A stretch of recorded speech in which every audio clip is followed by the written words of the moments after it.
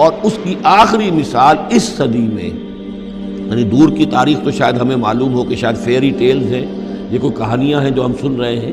اس صدی میں جو ہوا ہٹلر کے ہاتھوں 6 ملین 60 لاکھ یہودی ختم کیے،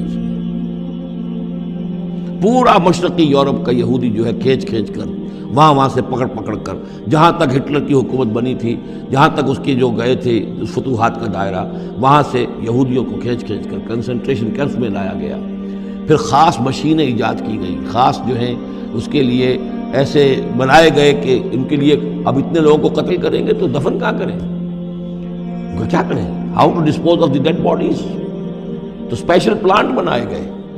کہ ایک بڑے سے ہال میں داخل ہو رہے ہیں، وہاں سارے کپڑے اتروا لیے تاکہ یہ کپڑے بھی استعمال ہوں بعد میں۔ کہا یہ جاتا تھا کہ تمہارے کپڑوں میں جوئیں پڑ گئی ہیں تو جوؤں کو اس کو ڈیلاؤس کرنے کے لیے ضروری ہے کپڑے اتار کے آگے گیس کے اندر تاکہ وہ جوئیں ختم ہو جائیں گی۔ پھر ان کے بال اتروا لیتے تھے، عورتوں کے بال بھی شیو کر لیے، مردوں کے بھی۔ ان بالوں سے قالین بنائے انہوں نے جو نازیوں نے اپنے دفتروں میں بچھائے، ہیومن ہیئر کے قالین۔ پھر ان کو لے جا کر ایک گیس چیمبر کے اندر کے سب مر گئے۔ پھر اب وہ بڑے بڑے پٹے جیسے چلتے ہیں مشینیں، بڑے بڑی فیکٹریز کے اندر وہ پٹوں کے اوپر لاشیں چل رہی ہیں۔ پھر ان کا چورا ہو رہا ہے، جیسے کہ کہیں جو ہے وہ گھاس کاٹا جا رہا ہو یا کوئی اور چارہ جو ہے وہ کترا جا رہا ہو۔ پھر کسی خاص قسم کے کیمیکلز کے اندر ان کو تحلیل کیا کہ آخر میں کیا نکل رہا ہے، نہ کسی گوشت کا پتہ، نہ خون کا پتہ، نہ ہڈی کا پتہ، کسی شے کا پتہ نہیں، ایک بدبودار سیاہ رنگ کا مائع باہر نکل رہا ہے، اور اسے وہ لے گئے اپنے کھیتوں میں اور اسے بنا لیا کھاد۔ یہ کام اس صدی میں ہوا ہے، ہولوکاسٹ۔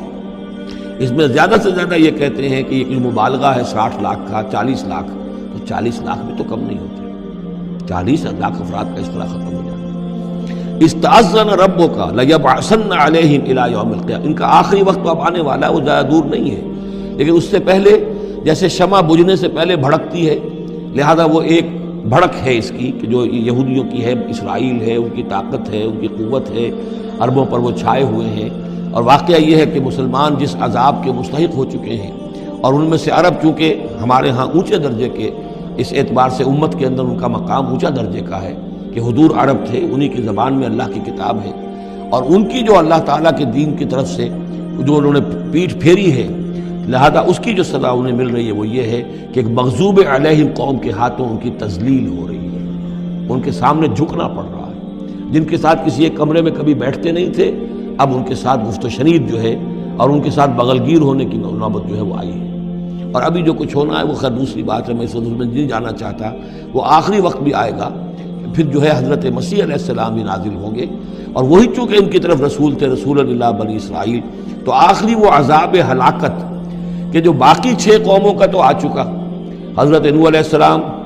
حضرت نوح کے سامنے بیٹا جو ہے وہ غرق ہوا کہ نہیں ہوا،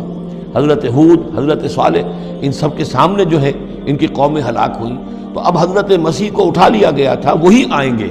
اور انہی کے ہاتھوں یہ اپنے کیفر کردار کو پہنچیں گے اور ان کا ایک ایک بچہ ختم ہوگا۔ لیکن اس سے پہلے ان کے ہاتھوں مسلمانوں پر اللہ کے عذاب کے بڑے کوڑے برسیں گے۔ To add insult to injury, کہ ایک یہودی قوم کے ہاتھوں، مغضوب علیہم قوم کے ہاتھوں پٹائی ہوگی، اور جو ہو رہی ہے، لیکن یہ کہ ابھی شدید تر صورت میں اس کا شروع ہونے والا ہے معاملہ۔ کوئی دنوں کی بات ہے کہ مسجد اقصی شہید کر دی جائے گی، اور پھر ایک طوفان جو ہے مڈل